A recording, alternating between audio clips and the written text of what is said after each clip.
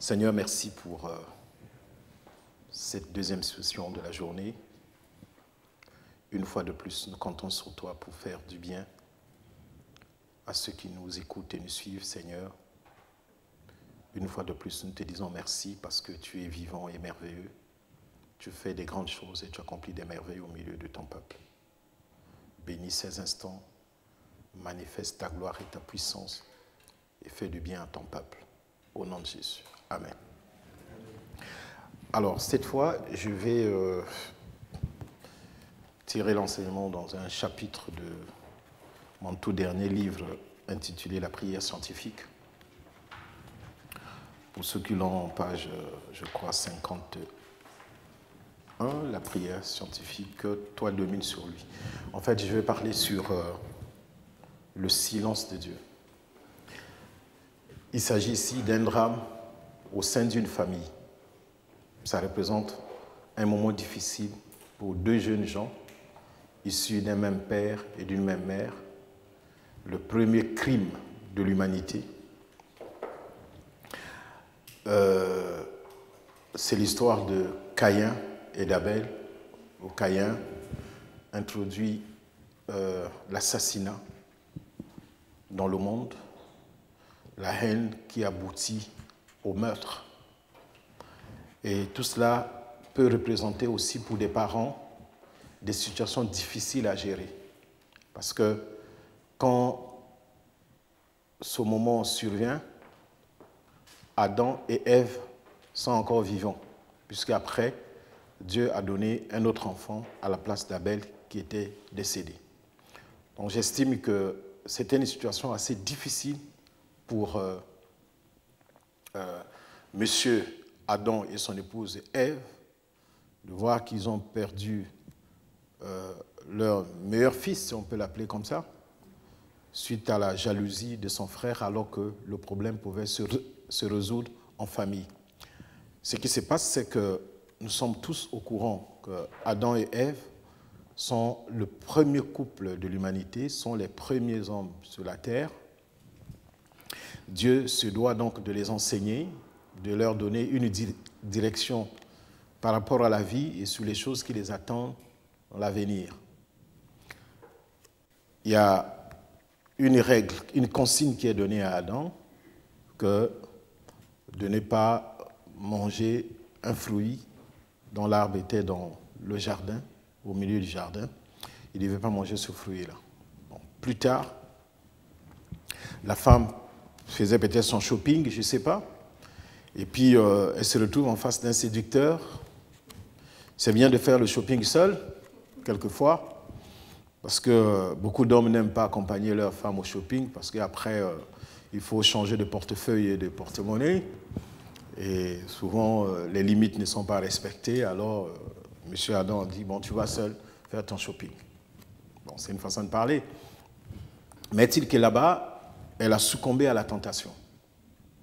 Je vais juste souligner au passage que quand elle a mangé le fruit défendu, rien ne s'était produit pour l'humanité. Mais lorsque Adam apprit que sa femme va mourir, tant que Adam n'avait pas mangé le fruit, il n'y avait pas de problème pour l'humanité, parce que la femme ne transmet pas l'iniquité. Et Adam s'est dit, si je ne mange pas le fruit, elle mourra, et Dieu va me trouver une autre femme pour préserver l'humanité. Et Adam s'est dit non, j'avais déjà déclaré au début que c'est l'os de mes os, chair de ma chair, si elle meurt, je meurs avec elle. Et la Bible dit que le péché est rentré dans le monde par un seul homme. Mais comment? Alors que Adam n'était pas le premier à manger le fruit. Donc en réalité, le péché devait rentrer par Ève, qui était la première à manger le fruit. Alors donc, tant que Adam n'avait pas mangé le fruit, le péché il resterait au niveau de Ève seule. Elle mourrait avec son péché. Et puis, Dieu trouvait une autre solution avec Adam, en lui, peut-être pourvoyant une autre femme. Vous savez, il y a des gens qui sont fermes dans leurs convictions, dans leurs choix. Il a choisi de se marier, de ne jamais divorcer, quelles que soient les situations. Il va se battre jusqu'au bout. S'il faut mourir, on meurt ensemble. Et le geste d'Adam, moi je crois que c'est un acte de courage. Et à cause de son péché, l'humanité entière a été condamnée. Alors, en ce moment-là, qu'est-ce que Dieu fait? Adam entend Dieu venir. Il va, lui et sa femme, se cacher. Dieu le cherche. Il dit, Adam, tu es où? Adam dit, j'ai entendu ta voix, je suis allé me cacher parce que je suis nu. Dieu dit, mais qui t'a appris que tu es nu? Est-ce que tu as mangé le fruit que je t'avais interdit? Ah oui, c'est la femme que tu m'as donnée qui m'a... Mais ce n'est pas Dieu qui t'a dit de manger. Même si la femme t'a donné, tu pouvais refuser. Il faut dire clairement que je ne voulais pas que ma femme meure seule. C'est pourquoi j'ai mangé le fruit, parce que tu n'étais pas obligé. Bon, finalement, qu'est-ce que Dieu fait? Dieu égorge un animal et il prend la peau saignante, il les habille pour leur permettre de se rapprocher de lui. Ou encore pour leur permettre de se tenir toujours dans sa présence, à ne plus se cacher quand ils n'ont pas de vêtements. Mais sauf que Adam était habillé, parce que quand il a constaté, lui et sa femme, qu'ils étaient nus, ils se sont fait des vêtements, mais avec des feuilles. Et Dieu, il s'est rendu compte qu'il ne peut pas se rapprocher d'eux avec le produit de l'agriculture, parce que les feuilles, c'est l'agriculture. Et Dieu donc refuse qu'on s'approche de lui des produits de la terre. Dieu veut du saignant. Alors, le sang coule, ça purifie la terre qui a été souillée, et le reste du sang attaché à la peau les couvre. Et ce qui les permet de se rapprocher de Dieu, ce n'est pas l'habit qu'ils ont porté, mais c'est la teinture qui est attachée à cet habit, le sang qui est attaché à cette peau. Parce que la peau est encore fraîche, il y a du sang dessus, et c'est à cause de ce sang que Dieu les accepte de sa présence.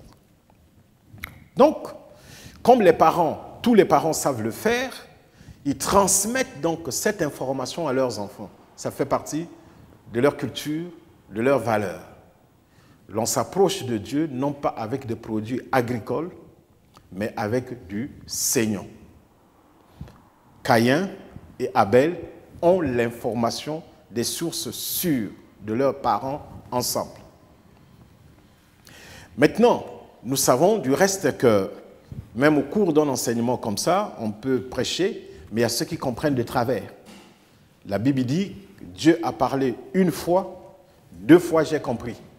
Ça veut dire que c'est un même message, mais chacun le comprend à sa manière, selon son degré de foi, selon sa connaissance de la parole. Je vais vous faire rire un peu. J'étais allé prier pour un couple, et puis je leur parlais des démons, je leur parlais de la prière, de la foi, ainsi de suite. Et puis après, je suis amené à leur donner un exemple. Je dis, vous voyez, les démons, ils ne sont pas toujours propres. Hein. Quand quelqu'un est possédé, vous allez découvrir surtout les démons de sorcellerie, tout ça, il y a toujours la tendance à la saleté, au manque de propriété. Et vous remarquerez que lorsque quelqu'un atteint des maladies mentales, sa première destination sont les poubelles. Hein. Il s'encombre des poubelles, toujours, hein, vous allez remarquer. Hein. Quand, ici encore, sauf là où on les a casés, mais quand vous laissez un malade mental dans la rue, vous allez voir ses habits sont généralement sales, et puis il va toujours vers les ordures. Toujours vers les ordures. C'est une façon pour le diable d'humilier le genre humain. Et puis, je leur ai dit donc, ce qui fait que le plus souvent, vous pouvez voir, il y a un dépôt d'ordures là, il pleut, et puis ça sent mauvais, mais derrière les ordures, vous allez trouver un malade mental. Bon, c'est pour cette raison qu'il ne faut pas aimer la saleté, parce que c'est aussi le symbole des démons. Les démons aiment la saleté puisqu'ils sont mauvais. Et puis, un jour, j'apprends qu'ils veulent déménager. Pourquoi? Oh non, mais parce que le pasteur avait dit qu'en saison de pluie, les démons deviennent plus nombreux. Donc là, le quartier va être envahi des démons, donc nous préférons déménager, aller dans une ville où il n'y a pas la pluie. C'est la saison sèche. Oh, c'est pas ce que j'avais dit, moi, voyez-vous. Donc le monsieur a pris dans un autre sens, il s'est accroché juste à une phrase, il a sorti de son contexte. Donc pour lui, la pluie représentait l'abondante activité démoniaque. Donc il devait chaque fois déménager, aller là où il y a la saison sèche, parce que la pluie attire les démons, alors que la pluie c'est une bonne chose spirituellement. Amen. Donc Adam a compris, Adam et Ève ont donné l'information à leurs enfants, Caïn et Abel. Caïn a compris à sa manière, Abel aussi a compris à sa manière. Je précise que le couple, lorsqu'ils ont péché, ils se sont couverts des produits agricoles, donc des feuilles. Mais malgré ces feuilles, ils ne pouvaient pas s'approcher de Dieu.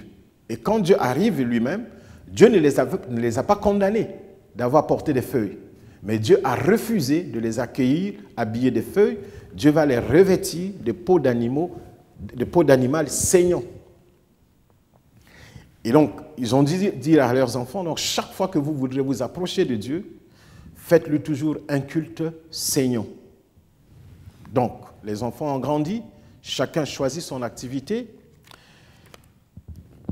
Abel est berger, Caïn est cultivateur. Mais ce qui se passe entre ces deux enfants m'a laissé sur l'interrogation. Et j'aime beaucoup me poser des questions pour trouver évidemment des réponses dans la Bible. Alors, Caïn et Abel veulent offrir à Dieu un culte, veulent l'adorer. Abel choisit dans son troupeau un animal qu'il égorge, il offre à Dieu. Et Abel choisit évidemment autour de lui les produits agricoles. À cette époque, pour savoir que Dieu a agréé le sacrifice, qu'est-ce qui s'est passé? Tu égorges ton animal sur un autel, tu mets le feu. Si la fumée monte tout droit jusqu'à disparaître dans les nuées, ça veut dire que Dieu a agréé le sacrifice. Mais si une fois la fumée est dispersée, ça veut dire que Dieu a rejeté le sacrifice. Ça, c'est pour un animal qui est sacrifié. Mais qu'en est-il pour les produits agricoles lorsque Dieu rejette le sacrifice? La Bible nous dit que Dieu agréa le sacrifice d'Abel, mais il rejeta celui de Caïn. Qu'est-ce que Caïn a offert? Caïn a certainement offert des tomates, des concombres, des oignons, des poireaux, des pommes de terre. Et quand Dieu rejette, qu'est-ce qui arrive? Les pommes de terre sautent, les poireaux sautent, et puis il en a, je crois, en pleine figure, et tout de suite il se met en colère. Lisons un peu ce texte dans le livre de Genèse, le chapitre 4, à partir du verset 1.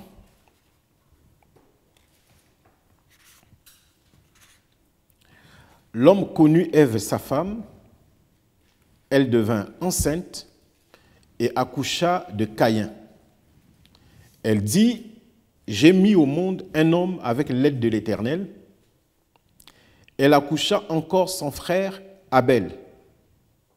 Abel devint berger de petit bétail et Caïn cultivateur.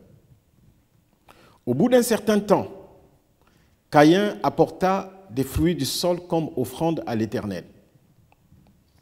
Abel, lui aussi, apporta des premiers-nés de son bétail avec leur graisse. L'Éternel porta un regard favorable sur Abel et sur son offrande. Mais il ne porta pas un regard favorable sur Caïn ni sur son offrande. Caïn fut très irrité et son visage fut abattu. L'Éternel dit à Caïn, « Pourquoi es-tu irrité? Et pourquoi ton visage est-il abattu? Si tu agis bien, tu relèveras la tête. Mais si tu n'agis pas bien, le péché est tapis à ta porte et ses désirs se portent vers toi. Mais toi, domine sur lui. Amen. C'est très important cette histoire. Alors de là, nous allons donc voir l'attitude de Dieu dans ce drame familial. La manière dont Dieu se comporte envers les deux enfants. Le silence total ou encore l'absence totale des parents pendant les faits. Parce que les parents ne sont pas là. Ils ont fait ce qu'ils pouvaient faire, ils leur ont donné ce qui est basique, ils leur ont donné le fondamental. Les enfants ont grandi, chacun a choisi son boulot, chacun a un chez lui et les parents sont chez eux. Ils sont loin de savoir qu'entre les enfants, il y a un conflit qui est en train de s'installer, de se développer jusqu'à ce que l'un va, n'est-ce pas, supprimer la vie à l'autre. Vous savez, même si au milieu de nos familles, nous n'avons pas des problèmes et des crimes, mais des fois les conflits entre les enfants mettent les parents en difficulté, où les parents découvrent plus tard qu'entre les enfants, ça ne se passe pas bien, alors qu'on a encore en souvenir comment ils ne pouvaient pas dormir sans l'autre. Ils aimaient toujours dormir ensemble, courir ensemble, s'échanger des jouets. Maintenant qu'ils ont grandi, chacun veut faire le dur, il y a des jalousies, il y a des complots, il y a des conspirations, et les parents sont là un peu comme perplexes. Ils ne savent pas parce que tous les enfants sont les leurs. Vous voyez? Ils ne peuvent pas aller vers l'un ou bien se liguer contre un autre. Même celui qui a tort a besoin, évidemment, de l'assistance des parents, du soutien des parents pour sortir de la situation, et ce n'est pas facile. Vous savez, j'ai suivi une fois, lorsqu'il y a eu le drame du 11 septembre aux États-Unis, la maman a un des terroristes qui refusait de croire que son fils était terroriste. Il y a un adage chez nous qui dit qu'on engendre ou on met au monde un enfant, mais on ne met pas au monde son cœur. Son cœur, pas en tant qu'organe, mais son cœur en tant que disposition, en tant que comportement. Ce n'est pas celui-là que les parents enfantent. Ils enfantent un être humain, mais le comportement, c'est lui-même qui le choisit. Vous voyez?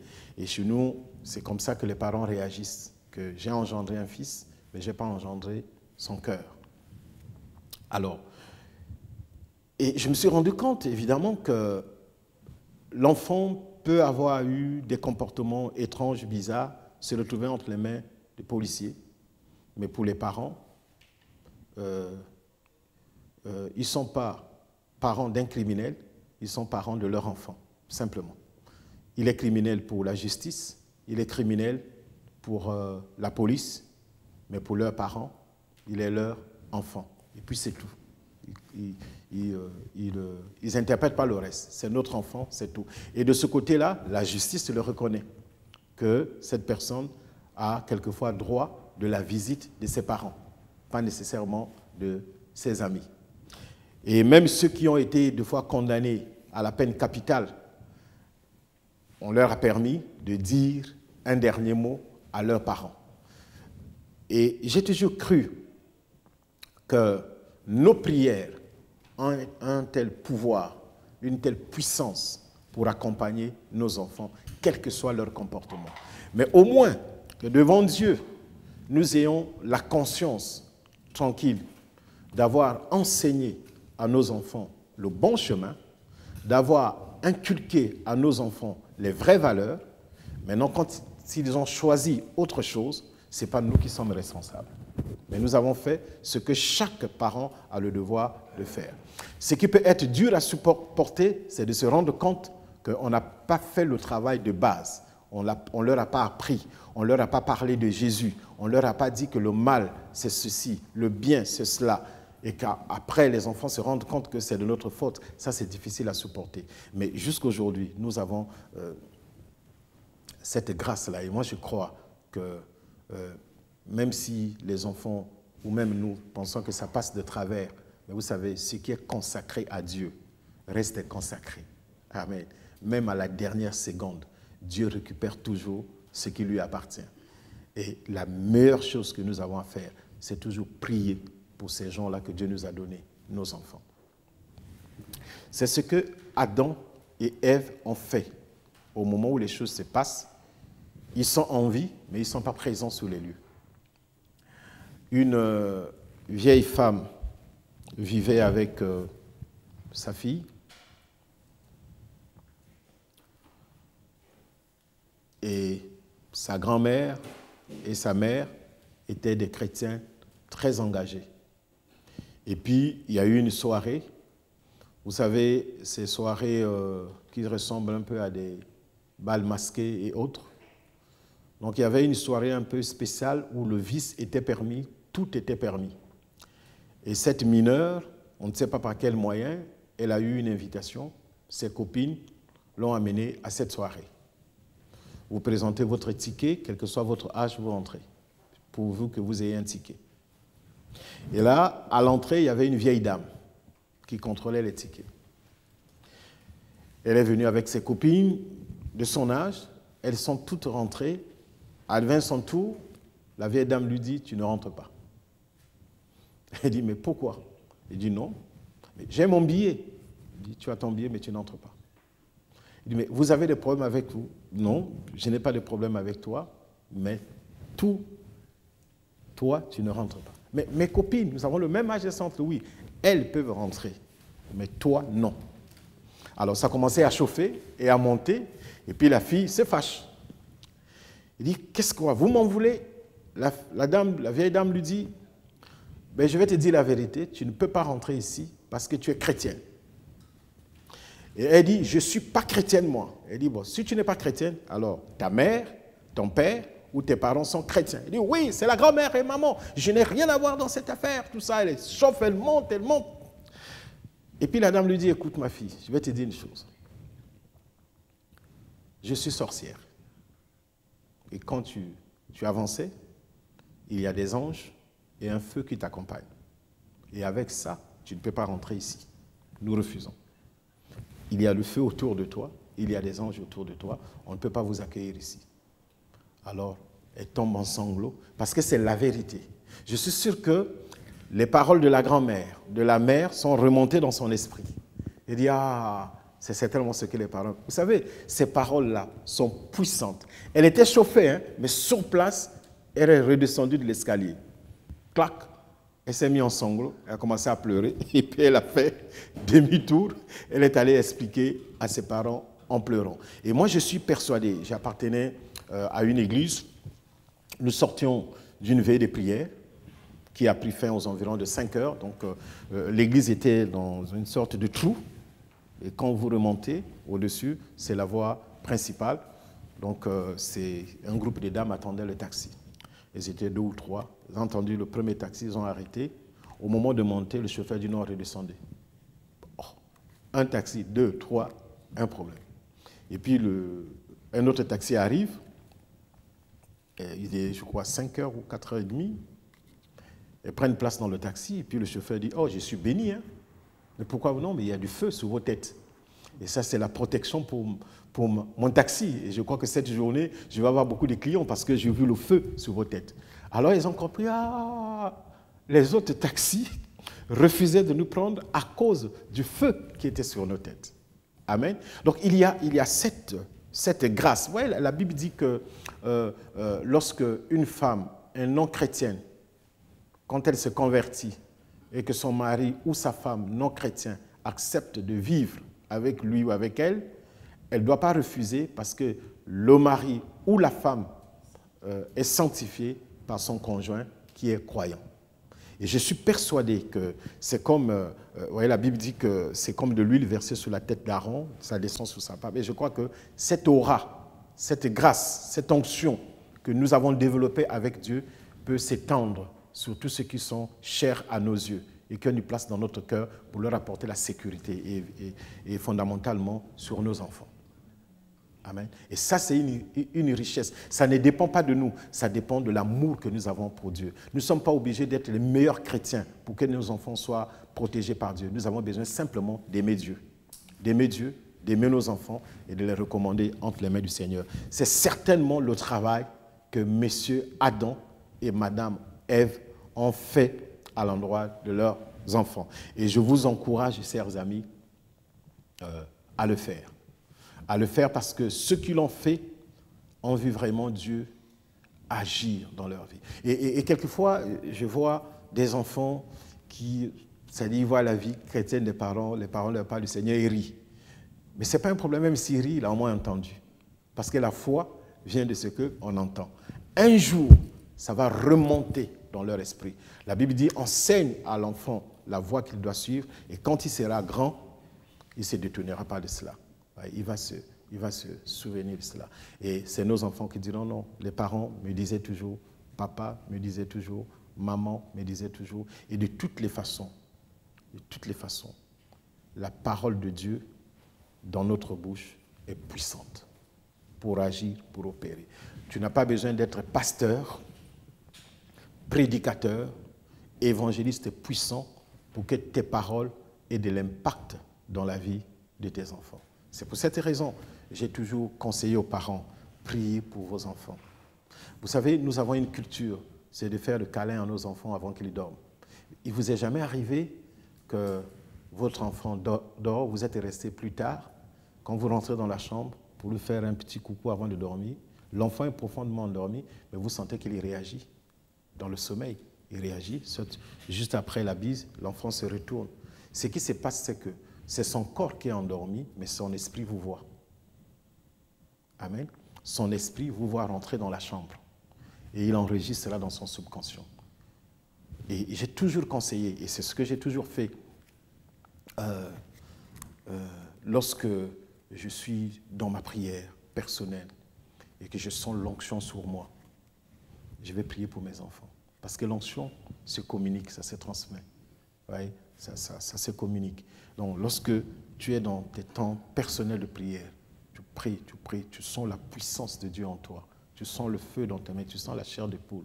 Va dans leur chambre, prie pour eux. Déverse cette onction sur eux. Amen. L'onction a aussi la capacité de résoudre les problèmes vitaux à l'intérieur de nos vies. Va résoudre certains problèmes, que ce soit de drogue, de rébellion, d'entêtement. L'onction va résoudre cela. Une autre façon de faire, c'est aussi, quand vous venez dans un programme comme celui-ci, vous avez senti la puissance de Dieu descendre sur vous. Quand vous repartez à la maison, priez pour eux, videz cela sur eux. Amen. Et c'est ce que j'ai toujours fait. Je fais mon programme, je fais un grand programme. Quand j'ai terminé, je rentre à la maison, je sens qu'il y a encore le feu dans mes mains, je les appelle, je déverse ça sur eux pour que Dieu les protège. Parce qu'après, quelquefois, ils sont aussi la cible de l'ennemi. Et à cause de notre foi, c'est pour cette raison que la part de cette onction, de cette grâce-là, on la déverse sur eux. Et j'ai toujours encouragé les parents, si vous avez l'habitude de vous réveiller tôt le matin, il faut quelquefois le faire. C'est réveiller, la Bible parle de réveiller l'aurore. De réveiller l'aurore, donc de parler l'aurore tôt le matin. Certaines victoires de la journée se remportent la nuit. Ouais, pendant que les autres dorment, toi tu es éveillé, réveillé. Tu parles sur les événements de la journée et ça va agir. Amen. Ça va agir. Tu parles sur tes enfants, aussi pasteur que je pouvais être, mais ma mère priait beaucoup pour moi. Elle disait toujours beaucoup de choses pour moi. J'ai eu l'expérience de 2 mariages pour avoir perdu ma première épouse par assassinat. Mais quand j'ai fait ce mariage, j'étais très loin de mes parents. J'étais très loin de ma mère, puisque j'ai perdu mon père, j'avais 5 ans. Mais quand je devais me remarier, j'ai composé avec ma maman. C'est-à-dire la première personne que je suis allé présenter ma fiancée, c'était ma maman. Et puis, comme je vous l'ai dit, mon père avait plusieurs femmes. Et il y avait donc une autre maman qui était en vie, ma marâtre. Et quand je suis avec ma défunte femme, on n'a pas eu d'enfant, parce que j'ai été déclaré stérile. Mais quand je me suis remarié, j'ai fait la paix avec moi. Mais je m'étais rendu compte que dans mon premier mariage, c'est vrai que j'aimais beaucoup ma défunte femme, elle m'aimait aussi, ça c'est sûr. mais il y a certains principes bibliques que j'avais oubliés. Parce qu'en honorant son père et sa mère, on a des jours qui se prolongent dans la vie, on a une bénédiction qui nous accompagne. Et l'Occident semble un peu saper ces valeurs au bénéfice de la liberté d'expression et puis des droits de l'homme. Mais tout est permis, mais tout n'est pas utile. Et une chose est vraie, c'est que les paroles des parents sur leurs enfants ont de l'impact sur le reste de leur vie. C'est pour cette raison que, quel que soit ce que mes enfants font, je ne m'hasarde pas à dire une mauvaise parole, parce que je sais que ça peut avoir des répercussions dans leur vie. Le diable peut les récupérer pour les détruire. Et c'est comme ça que quand j'ai rencontré ma femme, je suis allé d'abord la présenter à ma mère, ensuite à mes oncles, à toute la famille. Je n'ai pas connu son corps jusqu'à notre mariage. Et puis quand on s'est mariés, je crois une semaine après, j'ai invité chez nous à la maison ma mère et l'ancienne épouse à mon père. Ils sont venus chez nous au salon. J'ai fait des présents aux deux, des enveloppes d'argent aux deux. Et puis, parce que mon père, en fait, c'était un notable. Mon père était un notable, un peu comme on les voit dans les principautés, voyez-vous. Donc, les femmes qui étaient mariées à mon père pouvaient se remarier, mais ne devaient pas porter le nom de leur mari. Oui, c'est un peu ça. C'est un peu, vous voyez, ce qui s'est passé en Angleterre. Diana a gardé son droit de princesse, ce qui fait que le prince Charles, même s'il se remarie, la prochaine femme ne peut pas être une princesse parce que ce droit-là, Diana était partie avec. Même si elle était morte, une autre femme ne peut plus prendre ce droit parce que et Diana, en se remariant, si elle faisait des enfants, même avec Alphaël, ses enfants seraient des princes. Et donc, c'est toutes ces choses-là qui ont amené ce que vous connaissez. Donc, ce qui fait que la femme de Charles qui arrive, il fallait lui trouver un autre nom. Et je crois que c'est comme ça qu'on a dû l'appeler, je ne sais plus quoi là, duchesse, quelque chose comme ça, à la place de princesse. Donc, celles qui étaient mariées à mon père ne devaient pas porter les noms de leur mari, mais on devait toujours les appeler Madame Zabatou. Ça s'est passé aussi en Afrique, le cas de Nelson Mandela, quand il s'est quitté avec sa femme Winnie. Winnie a gardé le nom Mandela. Et ça fait que Mandela a eu une amie, mais cette amie qui était la femme aussi de Samora Machel, elle a gardé le nom de son mari, mais devenue épouse de Mandela, on l'appelait toujours Machel, avec le nom de son ancien mari.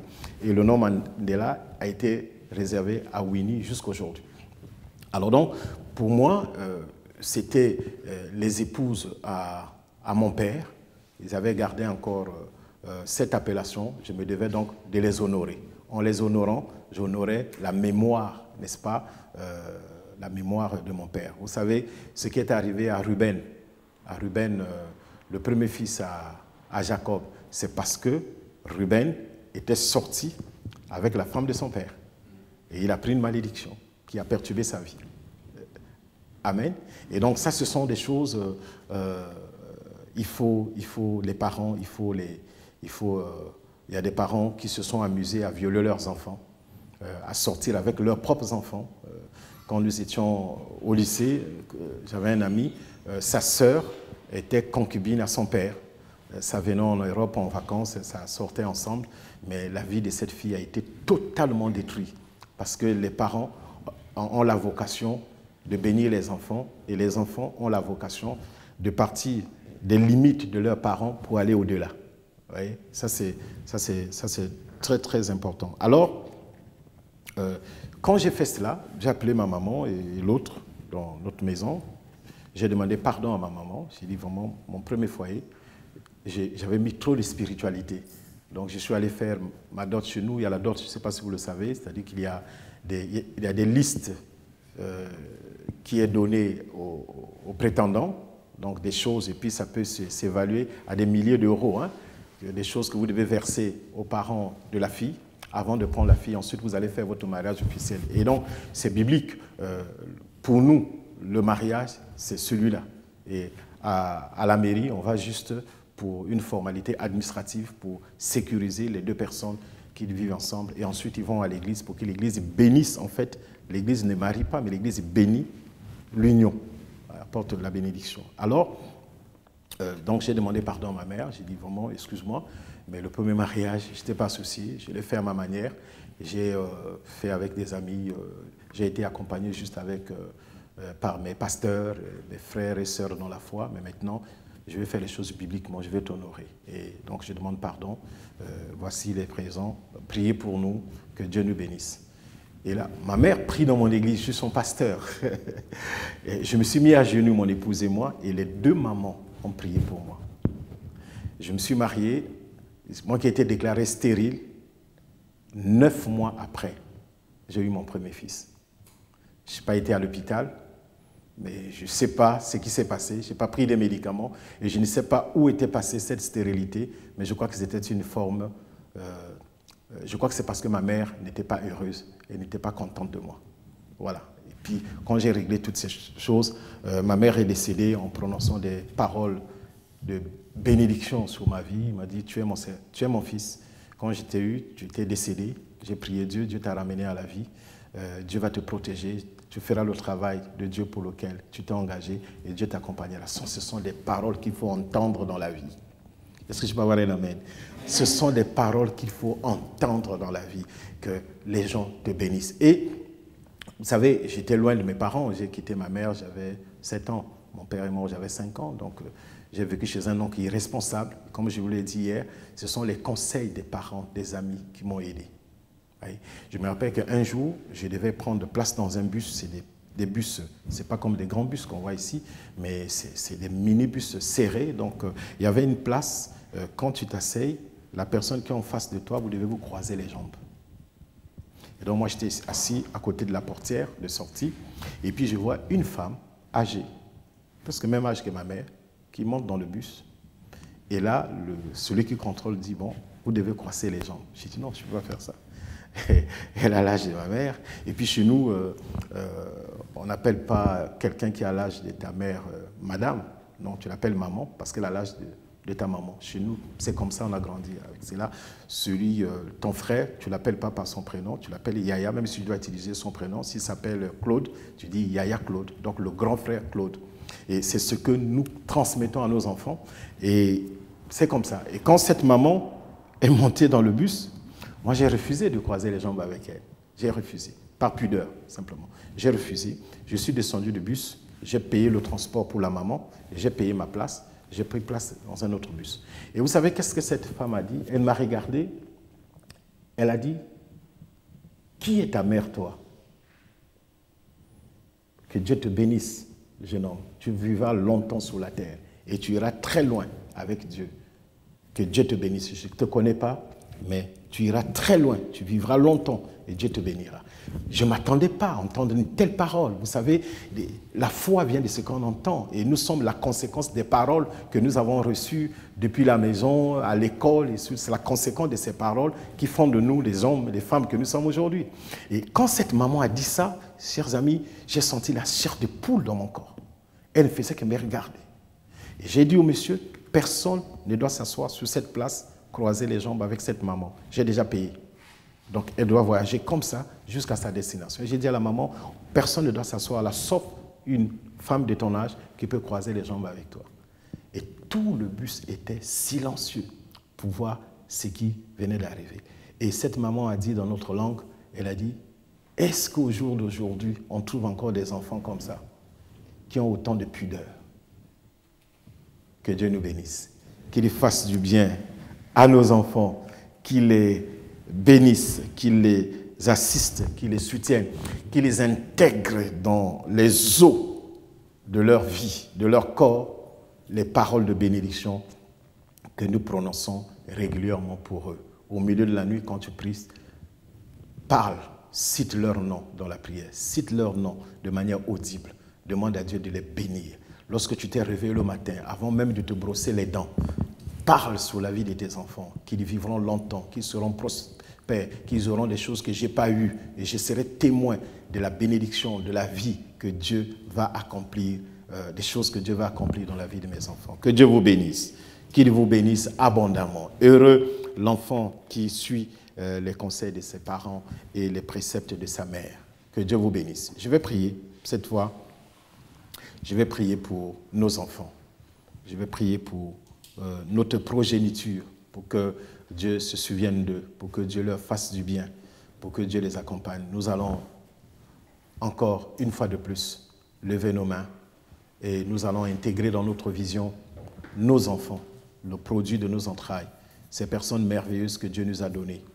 Quel que soit leur comportement, quelle que soit leur vie, quelle que soit leur réaction, même s'ils ne veulent pas s'aligner sur les choses que nous leur apprenons, mais nous avons quelque chose qui dépasse l'argent, qui dépasse les maisons à leur donner. C'est la grâce du Seigneur.